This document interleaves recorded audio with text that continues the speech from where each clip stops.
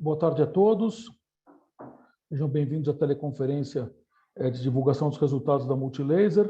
É um prazer estarmos com todos vocês aqui para podermos discutir um pouco os resultados de 2021 e do quarto trimestre. Eu sou Ricardo Garcia, diretor de RI. Estamos aqui em conjunto com o Alexandre Ostroviec, nosso CEO, e também o Éder Grande, nosso CFO. Antes de iniciarmos, temos aí um pequeno disclaimer relativo aos números que serão apresentados. Então, nós ressaltamos que as informações contidas na apresentação e eventuais declarações que possam ser feitas durante a videoconferência relativas às perspectivas de negócios, projeções, metas operacionais e financeiras da Multilaser constituem-se em crenças e premissas da administração da companhia, bem como em informações atualmente disponíveis.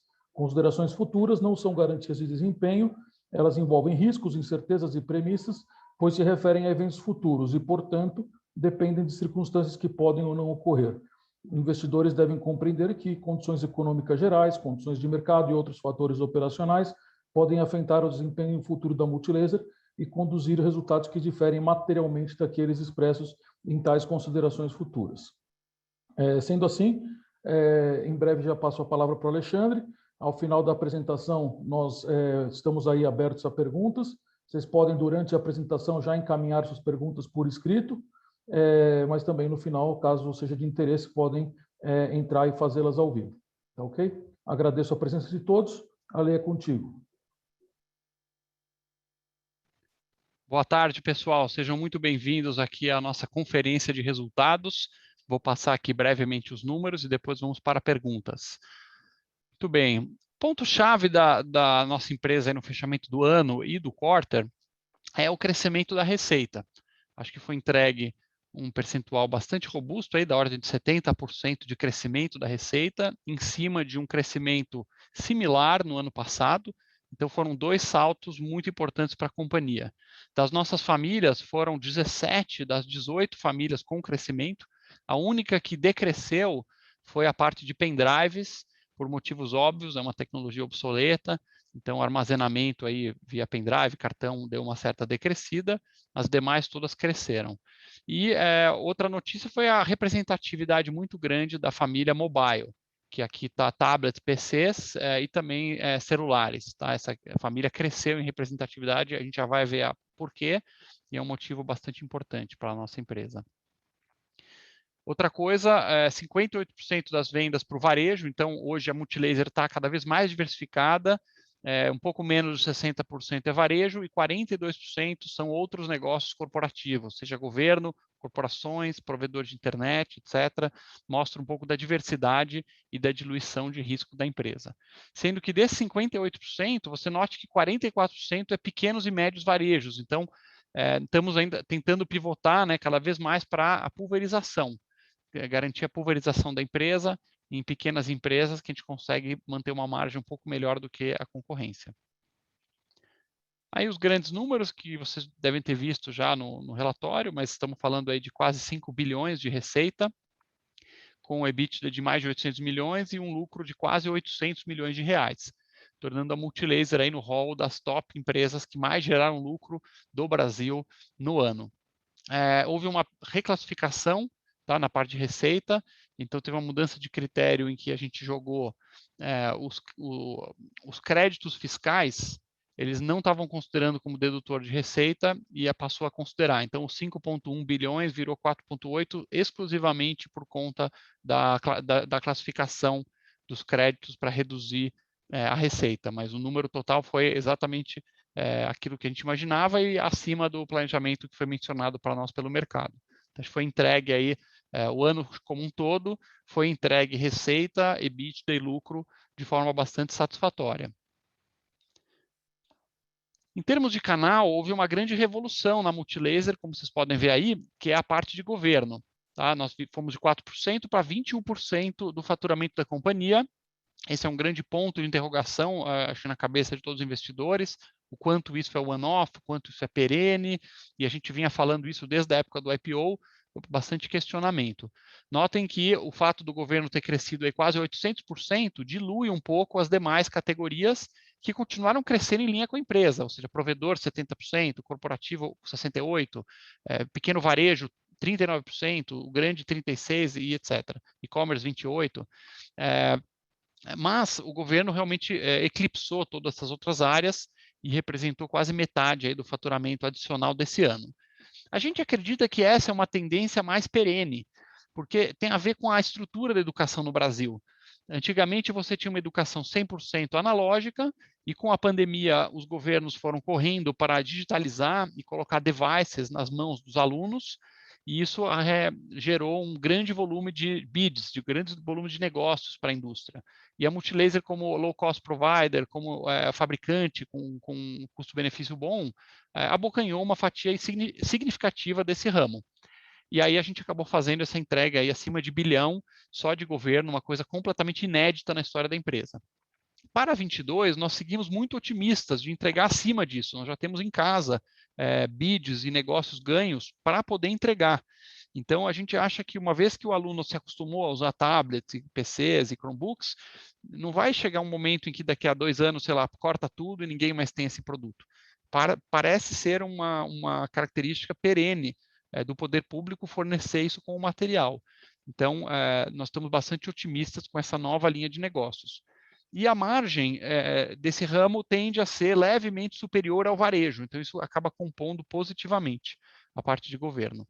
Notem que o governo veio muito forte nos primeiros 3 trimestres, no 4º trimestre tivemos mais fraco, mas agora temos também muitos negócios, o governo tende a ser um pouco anticíclico. Na época da Black Friday, no Natal, etc., você tem menos e o governo tende a comprar mais no primeiro semestre, como será também esse ano.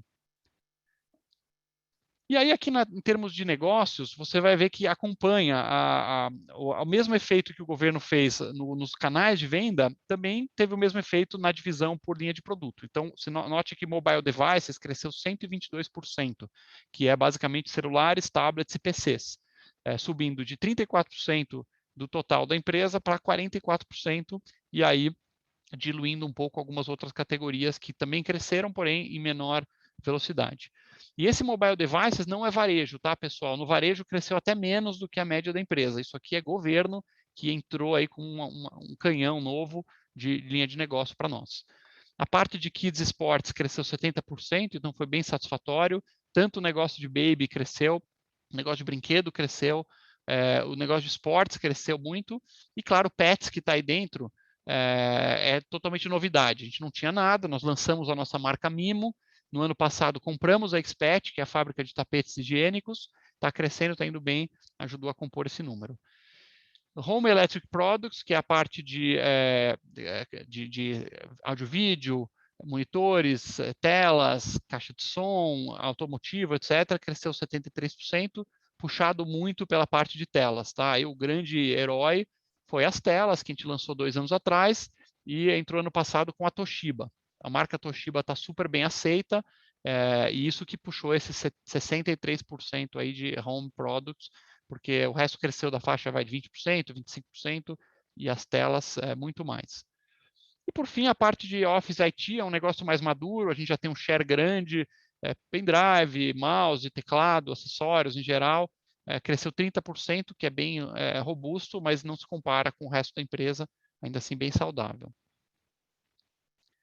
E aí, só abrindo um pouco por segmento, vocês notem o crescimento aqui do mobile, que a gente teve basicamente tablets, PCs, smartphones nessa categoria, os 122% que eu mencionei, e um crescimento muito robusto aí do Q4 no passado com Q4 agora, fazendo recorde de vendas nessa categoria, acima de Q3. Mas, claro, esse número alto aqui é focado em varejo, tá, pessoal? Então, por Q3 tinha mais governo, aqui tem muito varejo, Natal, Black Friday, queima, é um momento de margens baixas, como a gente vai ver a seguir. Office IT Supplies, os 30% que eu mencionei, fomos bem, crescemos Q4 contra Q4 e também contra Q3, de forma um pouco mais orgânica. O Home Products, um salto enorme daqui, de 600 milhões para quase 1 bilhão dessa categoria, mas um pouco mais flat ao longo dos semestres. Ele já tinha sido bom no começo do ano passado, aqui nós crescemos cerca de 10% semestre contra semestre. E os outros semestres foram muito fortes também. Então, não foi tanto um salto no Q4, que foi mais linear a cada semestre. E, por fim, esse segmento é bem variado, tem Kids, Sports, Baby e Pets aqui também, 70% quase de crescimento, puxado pela entrada da Expert. O negócio de Kids nosso foi muito bem esse ano, teve saída de alguns concorrentes, teve algumas multinacionais que estavam bem fracas em brinquedo esse ano, que estão perdendo um pouco de share. E note que o Q4 foi muito maior que no passado, praticamente aí 50% acima do Q4 no passado, e menor que o Q3, que é normal, tá? Isso aqui esse é o abastecimento do Dia das Crianças. Então, nesse ramo, o brinquedo é muito importante, e você vende em julho e setembro, julho e agosto, você vende para abastecer o Dia das Crianças, que é o mais forte, e aí depois você faz o reabastecimento em setembro, e aí você depois tem o Natal, que tem é bom, mas não é tão bom quanto o Q3. Então, forte mesmo é o abastecimento do Dia das Crianças. Bom, aqui a gente está no grande ponto de dor aqui da apresentação, que é a margem bruta. Tá? Houve uma queda, uma parte dessa queda se explica por reclassificação, mas ela não explica tudo. Então, a gente tem que tomar muito cuidado aqui nesse slide. Só para explicar da reclassificação, nós tínhamos historicamente o crédito de P&D, então você destaca o IPI, você toma um crédito de 10,80% de pesquisa e desenvolvimento, e aí isso vinha sendo abatido da margem bruta, então do custo. Né? Então você tinha lá, sei lá, vendia por 100, o custo era 60 e você abatia o crédito fiscal de PPB. Isso é um padrão da indústria e esse ano esse padrão mudou para todos. Tá? Os demais players também alteraram seu critério e jogaram esse percentual na linha de despesa financeira, ou de receita financeira, perdão. Então, tirou desculpa, do custo... tá? Ele tá em outras receitas. Perdão, Tá, outras receitas. Não está no financeiro, outras receitas. Então, o que era um dedutor de custo foi jogado integralmente para outras receitas, mas não tem efeito nenhum. Isso aqui vocês podem ver os outros players, tal, é um critério que foi estabelecido de mercado. Isso já havia no ano passado, então, para ser justo, teria que ser aplicado em todos os anos, porém o índice é muito menor. Isso começou em 20, então não tem esse efeito em 19, não tem esse efeito. Em 20, o efeito é 1,5%, e em 21, o efeito é da ordem de 3,5%, certo, Éder? 2021. Isso aí. Então, o critério equalizado de margem seria o correto: 32,4% em 19, 36% em 20, ou seja, 1,5% a mais, a nossa margem é 36, e aqui deveria ser 31,5%. Tá? Então, nós estamos falando de uma margem de 31,5%, perdemos aí 4 pontos e pouco de margem bruta, e ficamos em linha com o ano de 2019. Tá? Essa que foi mais a visão mais justa. E machucado muito, muito forte pelo quarto TRI. Tá? Nós tivemos um mau quarto TRI em termos de margem, e você vai ver que o primeiro TRI até o terceiro TRI estava indo bem, estava em linha, com as projeções tudo. Então, esse é o cenário. O que aconteceu no quarto TRI? Acho que nos últimos calls todo mundo vai se recordar que a gente sempre vinha alertando-se o tempo inteiro, pessoal, essas margens são muito milagrosas, nosso número não é esse, o mercado não comporta o nosso ramo, margens tão altas, isso é um desabastecimento gerado pela pandemia, e nós estamos operando um pouco acima em margem, depois a gente vai acabar devolvendo isso um pouco. E aí, quando entrou o quarto TRI, nós também mencionamos no call, está azedando o mercado, está ficando mais difícil, o consumidor com o bolso mais curto, está muito abastecido, vai apertar na margem. E a gente tinha dois caminhos: ou ceder, entregar terreno no top line ou no bottom line. No top line, a gente ia faturar muito abaixo da meta, né, ficar aí, sei lá, 20% abaixo da meta, 25% abaixo da meta em vendas, perder um pouco de shelf space, perder algumas oportunidades, mas preservar um pouco mais da margem da companhia. E a gente optou por preservar mais o top line, e mesmo que isso machuque um pouco a nossa margem. Porque o shelf space é muito importante para o nosso ramo. Você foi lá, você está com uma prateleira lá na Calunga, ou no Carrefour. É muito importante defender esse shelf space e aproveitar para fazer clearance de estoque, Black Friday, limpar estoques que foram comprados a mais aí durante a época da pandemia, de maio de 20 até setembro de 21. Tá? Esses foram os 12 a 14 meses de boom de vendas do nosso ramo. Maio de 20 começou a explodir as vendas e margem alta, tudo maravilhoso, estoque sempre vazios, vendidos. E setembro de 21 foi o mês da virada, bem na virada do quarto TRI, né, que a gente viu setembro começar o varejo super estocado, a indústria super estocada, a gente com alguns itens aí para fazer a limpeza de estoque. Então, em vez de sentar em cima disso, cara, vamos manter a roda girando, a empresa continua sendo lucrativa, vai ter um pouco menos de rentabilidade e depois lentamente vai voltando ao nosso patamar médio histórico, que não é esse da pandemia, mas também não é esse do quarto TRI. Tá? Acho que a gente está mais num piso de margem sem a venda forte do governo nesse momento e fazendo bastante queimas de estoque, muita verba também, botando muita verba para girar. Hoje, no primeiro TRI de 22, a gente vê uma situação melhor. Tá? Não vou dizer que está ótimo, mas certamente melhor que o quarto TRI. No EBITDA, a situação ela é, no ano, mais suave, porque você vê que o EBITDA foi bastante bom. Aquela reclassificação que eu falei da margem bruta, ela volta para cá, então ela contribui para o EBITDA. Então, fechamos aí com 17% de EBITDA, crescendo fortemente, crescendo em números absolutos em relação ao ano passado. Um pouquinho menos. Note que, historicamente, o nosso pico de EBITDA era da ordem de 14% a 15%. Eu acho que esse é um pico saudável, um pico realista de EBITDA para multilaser. E a gente ficou indo um pouco acima disso. Teve 2 anos um pouco mais apertados aqui, da ordem de 13%, que é exatamente o que a gente teve no quarto TRI, tá? 12 e pouco por cento.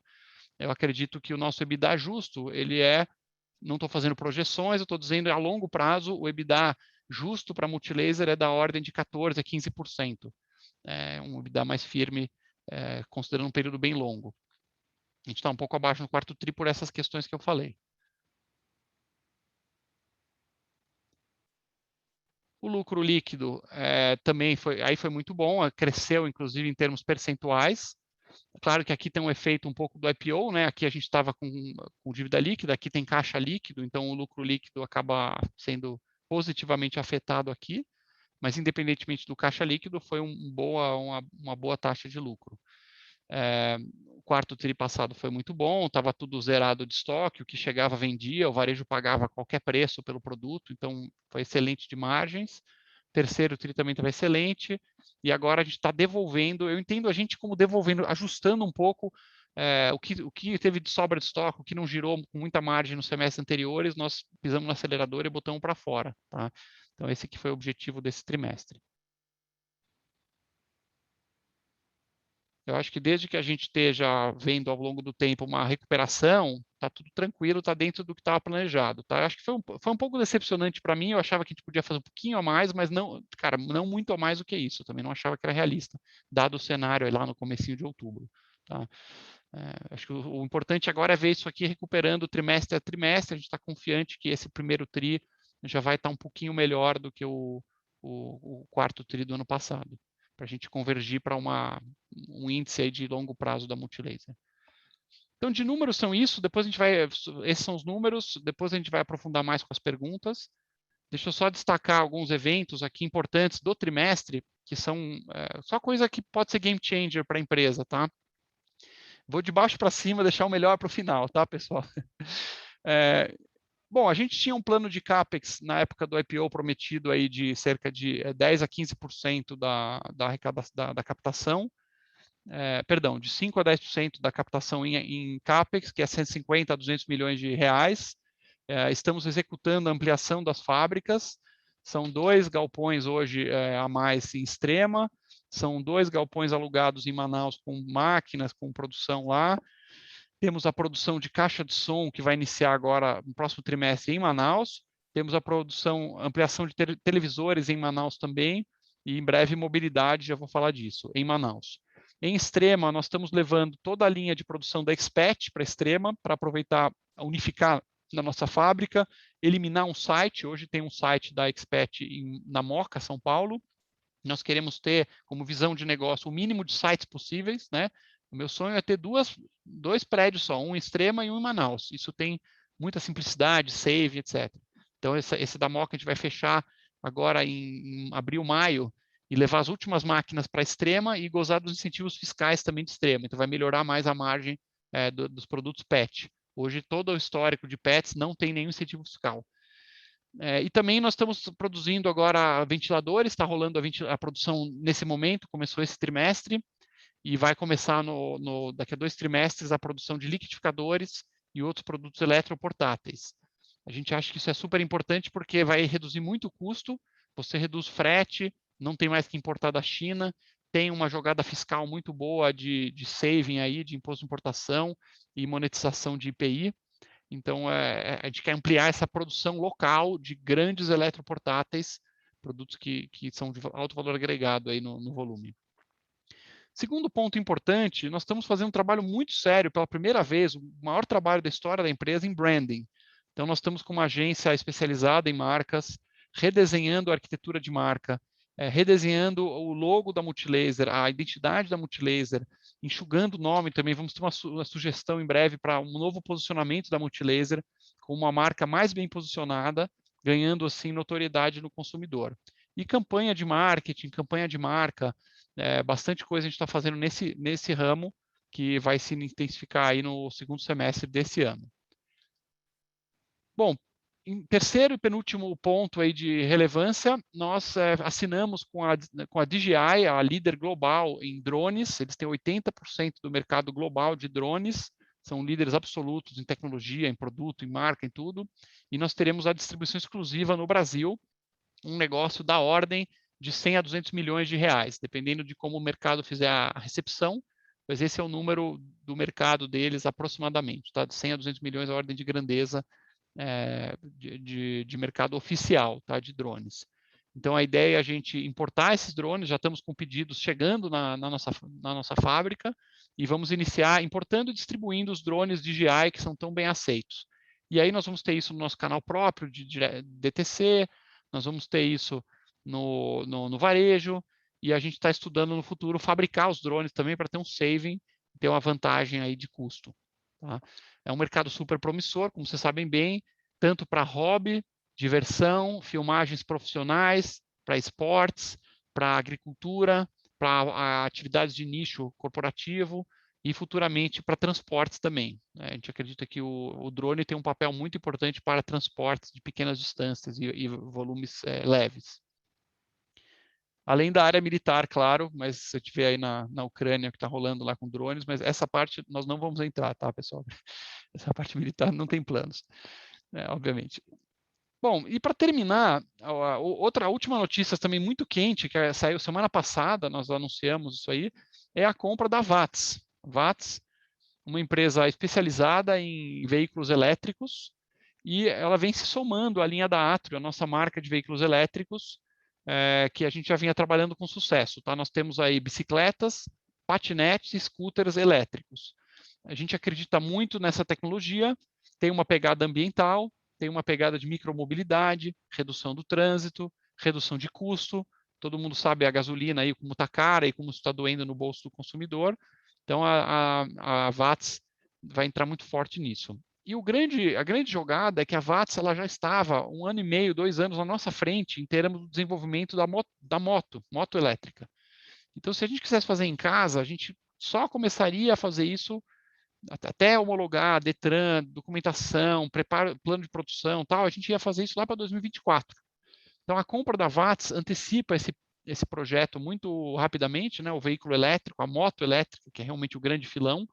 E nós já temos um modelo homologado, já temos pedidos colocados hoje de motos elétricas que vão ser vendidas em todo o Brasil, e a gente acha que isso pode ser uma linha de receita super game changer aí para a Multilaser. A nossa cara é importação de motos elétricas e logo no segundo momento a fabricação. Tá? Vai ser meio que em paralelo. Nós já estamos importando motos e preparando a fábrica de Manaus, preparando a fábrica de Manaus para produzir as motos elétricas Watts. É uma moto completa de 125 cilindradas, que faz até 100 e poucos por hora e tem autonomia. Realmente é uma moto completa que vai custar um pouco mais caro, aí uns 20% mais caro, 30% mais caro que uma moto a combustão, mas a gente entende que tem um payback aí em cerca de 10 meses, você consegue um payback só com a gasolina. Então vai ter um mercado gigante aí de muitos players interessados, a gente acha que no corporativo estamos falando com muita gente, frotas aí de entregador, de delivery, empresas, empresas de aluguel de moto, venda no varejo, concessionárias, é todo um ramo que se abre para Multilaser. É uma das coisas que mais me deixa animado de novos negócios, é a Watts. E eles têm um modelo de negócio diferente do nosso. A Multilaser é muito focada no varejo, então a gente vai continuar com o varejo, mas a Watts ela trabalha com concessionárias próprias. Então ela tem uma rede de lojas, começou com 7 lojas e franquias, mais franquias, né? E a ideia é ter essas motos em todo o Brasil para vender via concessionária.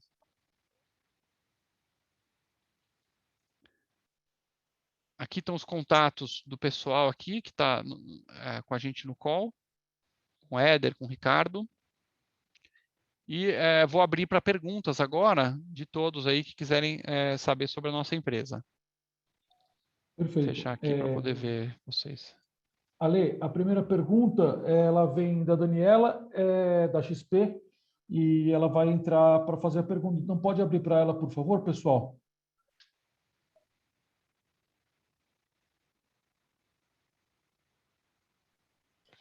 Oi, obrigada, Ricardo, obrigada, Ale, obrigada, Éder, boa tarde. Eu tenho 2 perguntas. A primeira, eu acho que você até já deu algumas pinceladas sobre potencial dessas novas linhas, aí vocês fizeram algumas parcerias, né, de distribuição, enfim, eu queria entender o quanto que isso pode representar aí em 22, que ainda eu entendo que é um ano de início, né, de todas essas novas iniciativas, e talvez um pouco mais desse novo mercado endereçável, talvez que vocês estão trazendo com todas elas. E também um ponto que eu não tenho no release, né, você comentou dessa questão, Ale, do governo, das licitações ser algo que parece ser perene. Eu acho que, se não me engano, no próprio release vocês comentam que já tem alguma coisa contratada para 2022, então se vocês puderem também abrir qual que é mais ou menos a ordem de grandeza do que já está contratado de fato em termos de licitações para 2022, acho que seria bacana.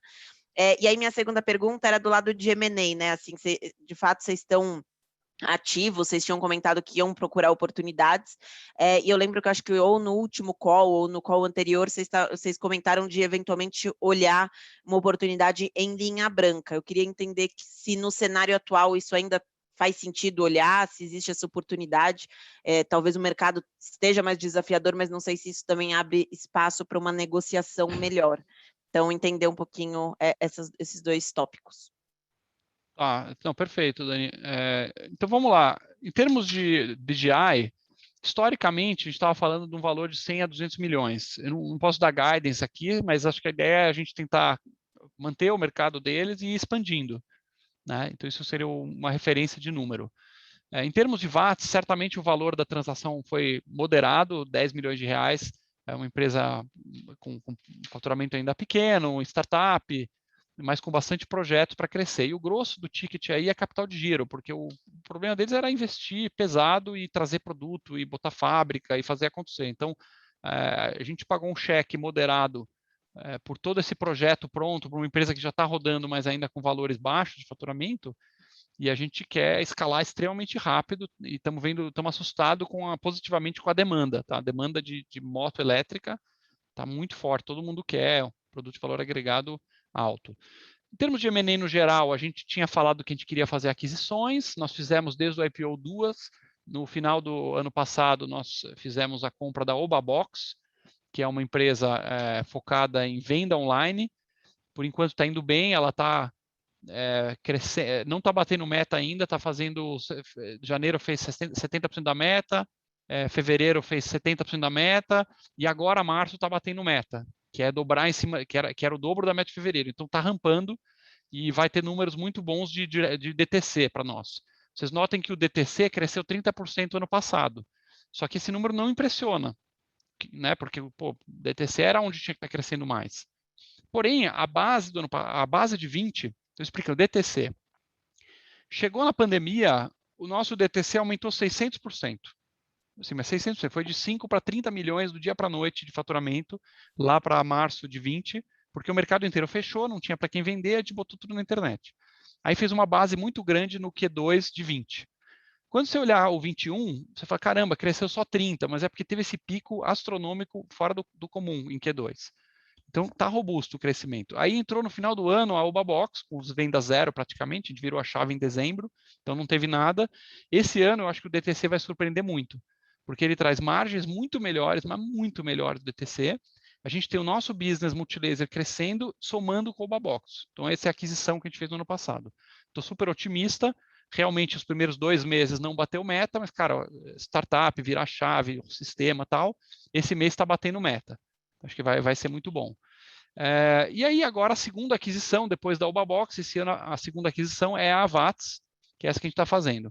Estamos em conversa com muitas outras, para ser bem sincero, cara, toda semana aparece 2, 3 empresas querendo se vender. Assim, é uma loucura como tem empreendedor querendo se desfazer do negócio nesse cenário do Brasil. Isso, por um lado, é bom porque tende a depreciar preço.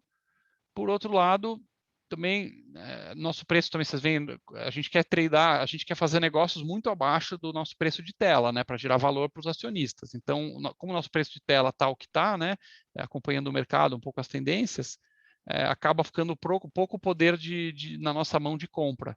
A gente acaba querendo deprimir demais os preços, então a gente tem feito negócios um pouco menores.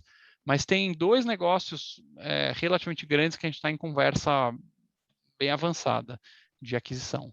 E depois tem um outro negócio que está na boca do gol, que com sorte vai assinar semana que vem, está tudo certo para assinar semana que vem e anunciar semana que vem, que é um negócio também game changer, que é a fabricação e distribuição de uma marca campeã que está interessada em sair do Brasil.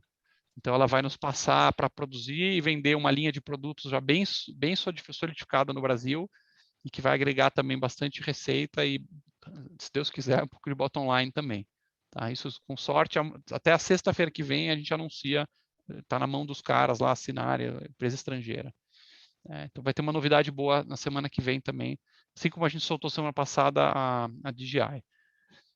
Não, E tinha mais excelente. alguma? Peraí que você tinha mais um pedaço, não tinha? Não, eu acho que era da licitação, talvez, de governo. Assim, então, dessa questão da perenidade, né, do negócio. Nós temos pipe, tá, Daniela? Esse ano, o nosso pipe atual já é maior do que o faturamento do ano passado, de negócios ganhos com contrato e tal. Então, assim, está bem na mão, a menos que dê alguma reviravolta no poder público, alguma coisa fora do nosso controle, um motivo de força maior. A nossa expectativa é superar o ano passado em entregas para setor público. Não, tá ótimo. E aí, só para confirmar o entendimento, então, assim, apesar desse cenário macro mais desafiador, acho que é razoável imaginar que vocês consigam continuar a crescer nesse ano, né? Frente a todas essas novas avenidas de crescimento e mesmo continuidade das que vocês já possuem, e com uma dinâmica de margem melhorando do patamar do 4 tri, é basicamente isso, né? É isso, a gente gostaria de continuar entregando crescimento acima de 2 dígitos, a gente tem falado, né, de low double digits e não recuar em receita, e a margem ser alguma coisa melhor que 4º tri, mas pior do que o auge que teve aí do boom da pandemia. Excelente. Obrigada, Lê. Nada. Perfeito. Se for a leitura, eu posso ir lendo aqui todas e respondendo. O que vocês acham? A gente tem só uma outra depois que está aberta no final, daí eu endereço. Então, pode ir lendo, Lê, por favor. Tá. Aqui não aparece para as pessoas, né, as perguntas. Não, só para nós. Tá, eu vou ler aqui então. Do Felipe, do Itaú. Boa tarde, pessoal. No trimestre, até em vista de um macro pior, vimos um impacto de margem bruta vindo a partir de uma mudança da estratégia comercial da companhia. Poderiam detalhar um pouco mais sobre essa estratégia? Deveremos esperar que ela continue por quanto tempo?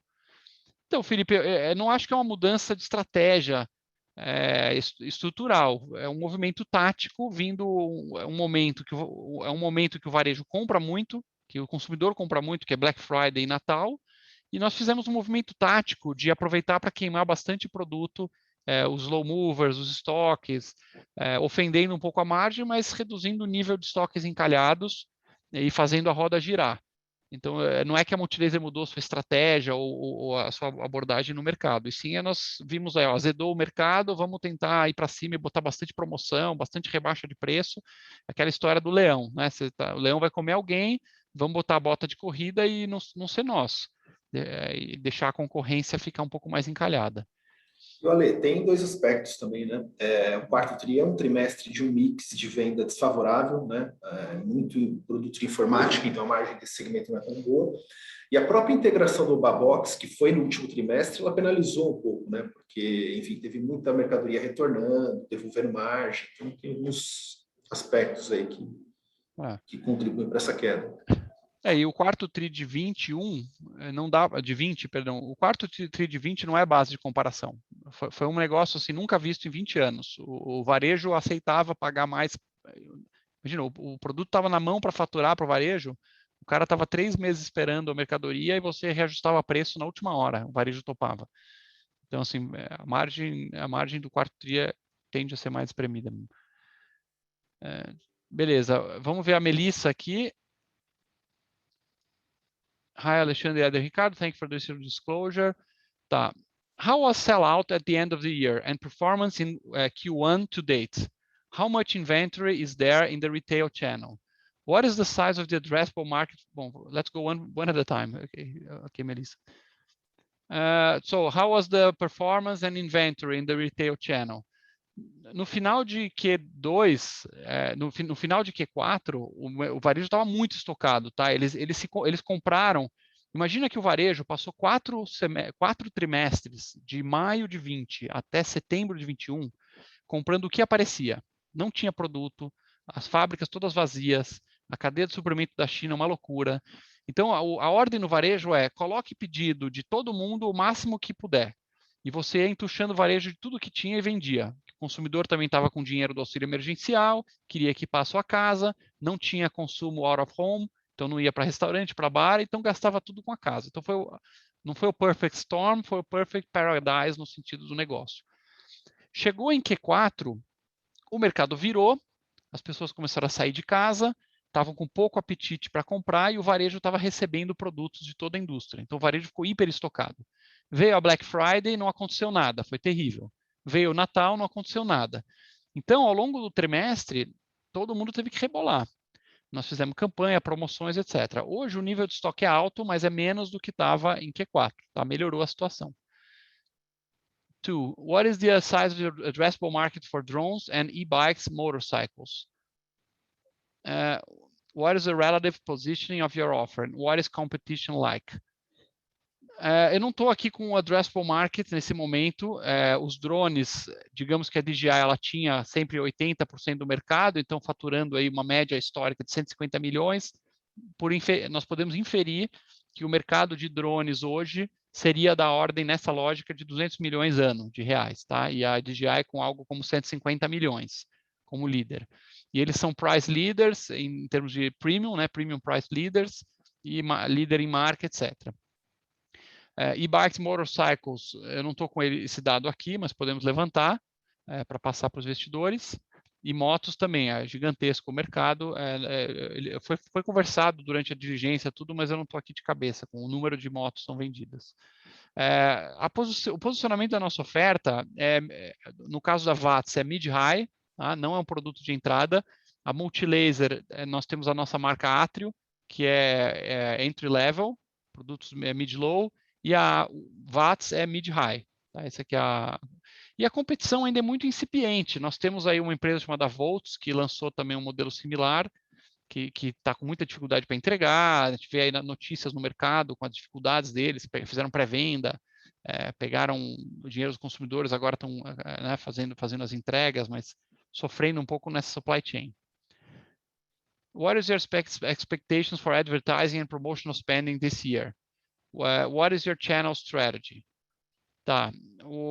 Então, a gente investia muito pouco historicamente em marketing e promoção, da ordem de 1,5% ao ano, passou para 2%. Esse ano que nós queremos fazer um grande boom de investimento, realmente ir para cima do mercado, estamos falando em 3%. Então, não é nenhum splurge no sentido de ficar esbanjando dinheiro em marketing, mas sim 3% é um percentual justo que a gente acha que vai retornar bastante em termos de marca sendo reconhecida, pricing power, e esse 3% envolve todo o ciclo de marketing, tá? Não é só a propaganda, envolve promotor, ponto de venda, campanhas de incentivo, materiais promocionais, propaganda, sim, e não inclui nenhum marketing de performance digital, tá? Performance para vendas no D2C é outro budget, é outra conta. Bom, do Charles Caio aqui, projetos para a VATS, acho que nós já respondemos na outra questão. Novas aquisições, o Charles perguntou também, acho que foi mencionado já na resposta da Daniela. Depois nós temos do Bruno Souza, investidor. Bruno Souza, como a queda relevante no câmbio afetará a empresa, dado o nível de estoque alto com câmbio maior? Então, Bruno, a queda no câmbio ela é negativa para o nosso resultado do ponto de vista do estoque pago. Tá? Nós estamos hoje com bastante estoque pago. Historicamente, a gente vinha na contramão, né, tentando redear o estoque, com medo de uma maxi desvalorização. Esse sempre foi o risco que mais machucou. E a gente vem quitando bastante ao longo da queda do dólar. A gente tem muita coisa que foi paga na ordem de 5 e pouquinho, né, Éder? 5,10, 5,5. Né? Então, hoje não está tão longe. Coisa.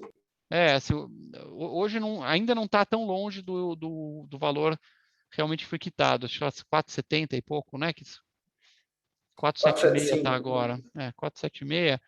Então, estamos falando de 30 centavos, estamos falando de uns 7% de defasagem nesse exato momento, né? Por aí. 30 centavos, 5, por aí, 6, 7%. Então, ainda não é um problema muito grave. Temos bastante coisa em aberto ainda que vai se aproveitar do câmbio menor. Mas realmente o câmbio caindo, ele tem um hit no nosso estoque, à medida que a gente for repassando isso para preços. Enquanto não precisar repassar, vai vendendo normalmente. E a gente vai repassando de acordo com a cobertura de estoque. Então, o produto que está vendendo bem, que está girando bem, deixa quieto, no câmbio que foi pago, vai ter a margem normal. Se o produto começar a não girar, nós temos como política, tá? Isso é importante deixar bem claro, nós temos como política olhar o custo de reposição. Então, a gente não fica sentado em cima do estoque porque o câmbio caiu. Se o câmbio, vamos supor um exemplo extremo, se cair para 3,5 e a gente precisar girar o produto, nós vamos usar o custo de 3,5 gerencialmente para poder vender. A gente gosta de sentir a roda girando, essa é a política da Multilaser. Antônio Hermida, do Cellside aqui. Boa tarde. Inicialmente destacar a admiração pela clareza e honestidade do CEO na apresentação. Pô, muito obrigado. Deixa eu repetir aqui a fala do Antônio.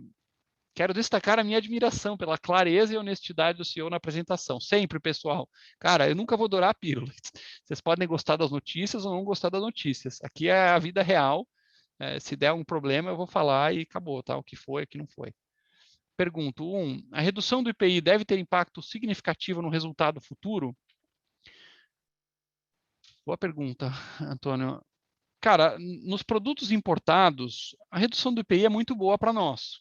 Reduz a carga, a gente vai ficar mais competitivo, o produto fica mais atraente, fica mais próximo do produto de contrabando. Então, toda a linha importada pela Multilaser, de acessórios, de pets, de caixa de som, de portáteis, de tudo, é muito bom. No caso do produto eletroeletrônico, o IPI, ele cai. Primeira pergunta é se vai realmente cair, porque assim, o governo derrubou 25% a alíquota. Aí passou uma semana, a Associação Eletros de Manaus reclamou com o presidente falou, olha, vamos voltar atrás. E aí tem um compromisso, teoricamente, de voltar o IPI cheio, então não sabemos se vai voltar. E aí saiu notícia depois que o governo vai querer reduzir 33% o IPI, e não está claro se é nos produtos fabricados na Zona Franca ou não. Então, assim, não sabe, essa redução, eu questiono a premissa primeiro, Antônio, eu não sei se vai ter redução mesmo. Se tiver, por hora, ela não tem muito impacto no economics, porque você destaca menos IPI e você era o crédito, então o crédito do IPI continua sendo igual. Então, você destaca menos, mas você mantém o crédito anterior do IPI. Então, ele vai deixar o produto importado um pouquinho mais próximo, né? Então, por exemplo, um importador de celular não vai pagar mais 15, vai pagar 11 de IPI. Mas ainda assim é uma diferença significativa que não permite que ele entre no mercado competitividade versus a indústria. E para a indústria que está destacando 15 e acreditando 10,80, agora vai destacar 11 e acreditar 10,80, não faz muita diferença, tá? Para o economics do negócio. 2. Minha preocupação é a direção se sentir compelida se sentir compelida a comprar tudo por qualquer preço na sequência do IPO. Então, pergunto se podemos ficar tranquilos quanto à manutenção dos recursos em caixa e para crescimento da própria Multilaser, e só comprando negócios que efetivamente for lucrativo para manter o ROI atual. Cara, exatamente, eu tenho essa mesma preocupação, tanto é que em um ano aí quase, nós fizemos 2 aquisições, uma de 10 milhões de reais, que é, cara, para o tamanho da Multilaser é muito, muito moderado, né? 10 milhões de reais, e a outra que foi a Ubabox, que foi um cheque aí da mesma ordem de tamanho. Então, cara, nós fizemos 2 cheques da ordem de 10 milhões até agora e não estamos com nenhuma pressa de sair fazendo cheque de 400 só por fazer. Tá? Pode ficar tranquilo. Se aparecer um cheque de 400 é porque ele é muito bom para o valor da companhia a longo prazo. E o resultado de 21 já foi dito ser um ponto fora da curva, mas a pergunta é qual a perspectiva em número de anos para que a empresa consiga ter o mesmo resultado de 21? Essa é uma boa pergunta, tá? Eu não sei dizer quanto tempo vai demorar para ter, mas eu imagino que a gente vai ter que faturar significativamente mais do que 21 para ter o mesmo lucro, tá? A menos que tenha algum fator completamente fora do controle, positivo, eu acho que o lucro de 21 foi um percentual acima da média histórica. A gente teria que crescer aí uma receita aí, um período, tá? Para isso. A Multilaser pretende entrar no mercado de geração de energia fotovoltaica?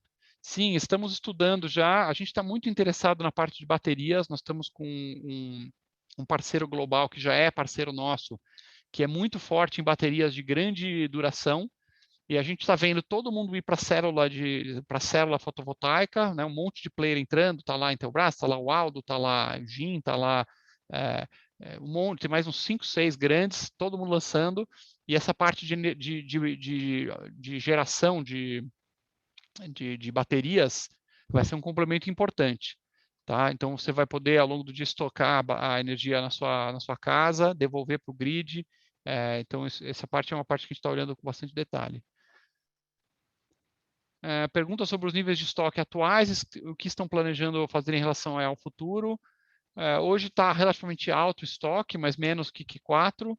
A gente olha 2 tipos a gente olha 3 KPIs de estoque, tá, pessoal? Nós temos o giro de estoque em casa, que é tudo que está em casa em meses. Nós temos o giro de estoque total, tudo está em casa mais as importações.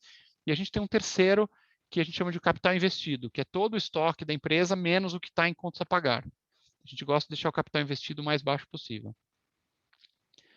Luiz Azevedo aqui, boa tarde. Queria entender um pouco melhor o efeito do câmbio nas margens da companhia para 22, assumindo a valorização do real. É razoável imaginar que com o real valorizado, a margem bruta das vendas de governo se comprime com uma contrapartida positiva no resultado financeiro? Então, Luiz, acho que é o contrário, tá? O governo são contratos fechados em reais e travados, e que vão ser entregues o grosso disso até julho, agosto. Então, a princípio, se o câmbio valoriza um pouco e o contrato está lá rodando, isso melhora um pouco a margem da empresa, tá? Pode ser uma surpresa mais positiva que negativa. No varejo, à medida que a gente vai trazendo novas importações no câmbio mais baixo, eles são mais competitivos ou mais atraentes para o consumidor.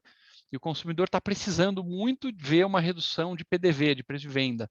O consumidor sofreu muito aumento ao longo dos últimos 2 anos, né? Aumento de custo, aumento de frete, aumento de dólar.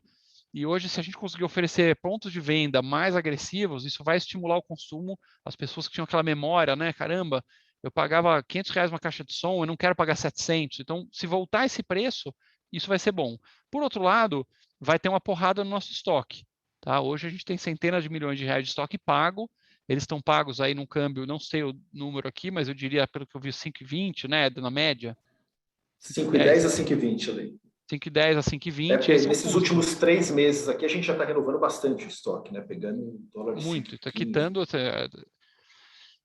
Então, fomos nessa pegada. Então, sim, vamos tomar porrada no estoque, vamos ganhar a longo prazo com produtos mais competitivos e no governo é mais bom do que ruim. Lucas Chaves aqui do UBS, obrigado por pegar minha pergunta. Continuando nas perguntas sobre segmentos, como vocês veem o canal de venda focado em pequeno e médio varejista em 22? A gente também nota a perda de share em relação ao e-commerce, melhor crescimento da receita. A mesma dinâmica esperada agora para 22? Então, o pequeno varejista ele tem se virado bem. Eles viraram sellers, eles estão mudando um pouco, agregando serviços na loja. Engraçado, porque à primeira vista a gente acharia que o pequeno varejo tende a desaparecer, que o grande vai destruir tudo, engolir, mas o Brasil é muito grande, as regiões, especialmente interiores, é difícil de acessar, logística, entrega, etc. E o pequeno que tem estoque, que entrega localmente, conhece o consumidor, tem se virado bem e migrado muito para virar seller em marketplace. Então, ele continua comprando de nós e ele vende na loja, vende no Mercado Livre, vende na Americanas, etc. Esse ano, inclusive, cresceu, né? Vocês viram lá no número, o pequeno varejo cresceu mais que o grande varejo para nós. E quando você fala perda de share do e-commerce, no nosso caso, sim, nós estamos, não estou feliz com o e-commerce, com o número que podia ter crescido mais, mas tem dois fatores aí. O primeiro, você teria que expurgar o pico de vendas insano que deu em março de 20, na hora da comparação. Foi realmente, foi literalmente de 5 milhões para 30 milhões do dia para a noite. E depois, quando a gente abriu o varejo, todo mundo já tinha produto, aí voltou o e-commerce um pouco a moderar. O segundo ponto é que, assim, a gente não cresce muito e-commerce porque a gente não quer competir. Assim, digamos assim, um produto que está no varejo por 100, na teoria eu poderia vender por 70 direto ao consumidor. Só que aí eu pisaria no calo de toda a nossa rede de varejistas. E a gente quer trabalhar respeitando o canal. Então, o que a gente tem feito o movimento agora esse ano é ter mais itens exclusivos, então separar nosso portfólio. Tem esse produto aqui para varejo, esse aqui para e-commerce, esse para varejo e para e-commerce. E quem está tocando esse movimento é o pessoal da Ubabox.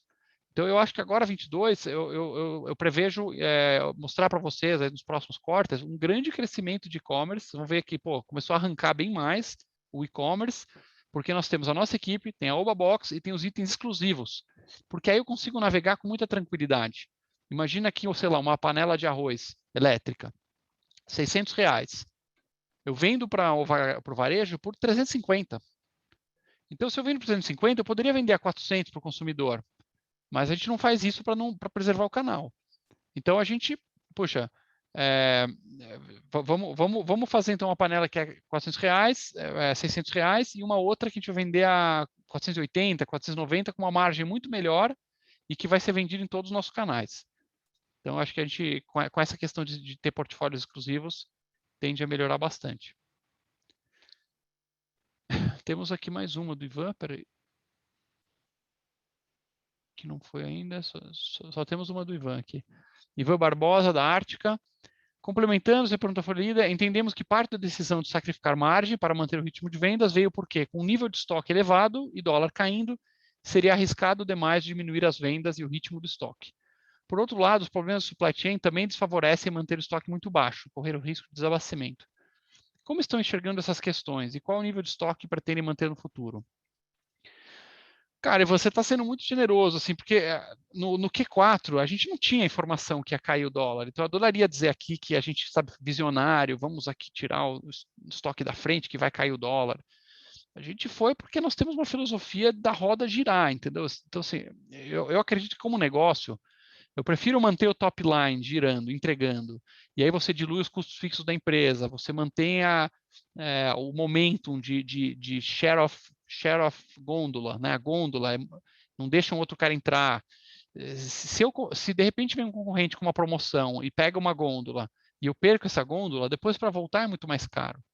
Então a decisão foi mais nesse sentido, vamos atacar com produtos que estão slow movers, vamos preservar as gôndolas, e nesse sentido deu certo, a gente faturou bem, batemos meta, crescemos o top line, agora estamos também num ritmo bom no top line, no Q1, nós estamos acima da meta até agora no Q1.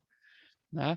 Acho que isso tem a ver um pouco com a boa decisão no Q4 anterior de não perder espaço. Eu acho que o lucro ele é a boa consequência de um trabalho bem feito lá em cima. Se eu não estiver precificando corretamente para poder preservar percentual de margem, acaba sendo pior. E o nível ideal de estoque é, assim, em casa, 3,5, 4 meses em casa, esse é um nível realista, ideal. O supply hoje não está mais estamos conseguindo comprar, o efeito lá da Ucrânia, por enquanto, é muito baixo na nossa operação.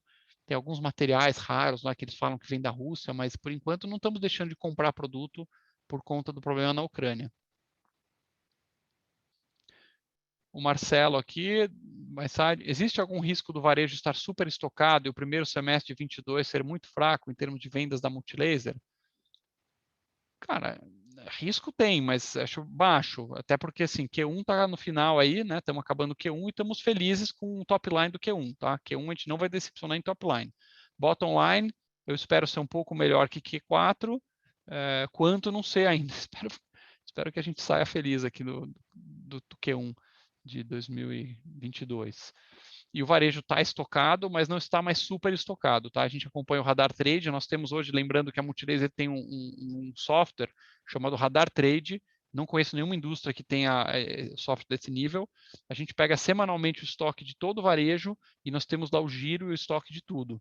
Então, assim, as queimas, as campanhas, as verbas fizeram efeito, tá? Só para você ter uma ideia do que eu estou falando, tinha um celular da Nokia, por exemplo, que a gente estava vendendo a R$ 1.900, tá? Um 899. Aí, um 899 não estava girando, estava muito parecido com o Motorola, com o Samsung, não vendia. Aí nós colocamos esse celular a 1.299 e aí começou a explodir de vender. Quer dizer, são R$ 600 de diferença por peça. Você tem que jogar muito dinheiro no varejo para você cobrir esse buraco. Mas a roda girou. Então, o produto hoje está super em boa linha, né? Em boa linha de giro. Michele Piva, do Citi. Ale, parabéns pelos resultados de 21, obrigado. Acho que, no geral, realmente não tenho o que falar, né? Apesar da margem bruta de Q4 ter decepcionado um pouco, no geral, foi super legal. 2 dúvidas. Lockdown na China, região de Shenzhen, afetou a cadeia? Não, foi só uma semana de fechamento, baixo impacto por enquanto. Como a empresa vê essa questão de abastecimento externo em 22? A gente acha que vai estar melhor do que 21, mas não normalizado, tá? Chips é um negócio que está muito, muito em falta ainda, processadores. Tenho falado aí com grandes empresas, tem 3 ou 4 grandes no mundo, né, de processador, e ainda está funcionando na base de alocação.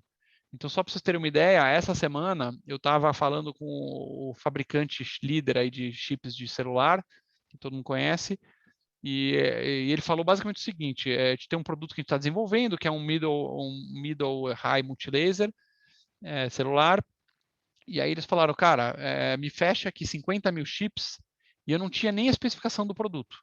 A gente não sabia nem qual ia ser a memória, qual ia ser a tela, nada, mas a gente já fechou os chips para garantir a alocação. Porque se você não fecha os chips antes, na hora que vai comprar não tem. Então são alguns componentes mais específicos que ainda está difícil. Mas a maioria dos produtos, eletroportáteis, esporte, coisas plásticas em geral, não. Tá? São produtos específicos. E o 2, pergunta 2 da Michele, sobre bids juntos a governo, qual o histórico e risco de atraso e inadimplência? Bom, atrasos, imagino, de pagamento, né? Atrasos de entrega tem um pouco, é a cadeia de suprimento, então você pode jogar um mês para frente, um mês para trás, isso é normal. Em termos de negócio, eles estão razoavelmente fechados. Nós temos aí um muito grande em São Paulo, nós temos o Ceará muito forte, nós temos Minas, está bem distribuído entre os estados. Inadimplência, na teoria, o risco é muito baixo, porque o dinheiro desses bids é um dinheiro carimbado para educação, ele vem do Fundo Nacional de Desenvolvimento Educacional, FNDE, e o gestor público precisa obrigatoriamente investir esse valor em educação e nos bids. Se ele não fizer isso, ele é processado por improbidade administrativa. Então, é diferente do governo aí que você fala, uma prefeitura aqui ou ali dá calote, um estado dá calote.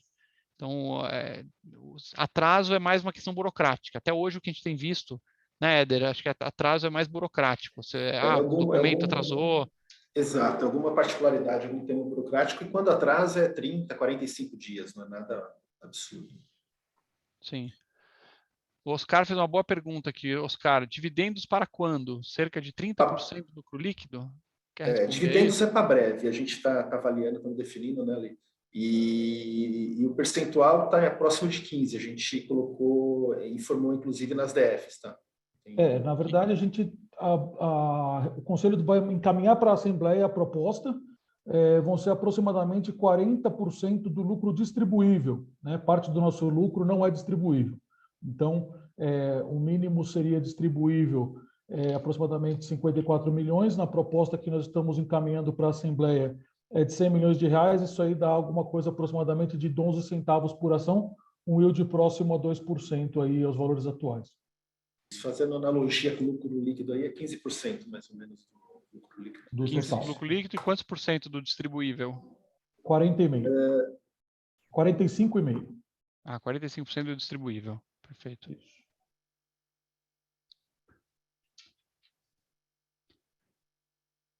Legal. Bem, creio que não temos mais perguntas. Respondemos todas por aqui. Gostaríamos de agradecer a presença de todos, todos que nos ouviram, encaminharam perguntas, o interesse na companhia, a confiança dos investidores. E eu passo a palavra para o Alexandre e para o Éder para considerações finais. Éder, quer falar alguma coisa? Só agradecer a confiança dos investidores e estamos forte aqui para entregar um 22 muito positivo aí, acima das expectativas. Legal. Obrigado, pessoal, pela atenção de todos.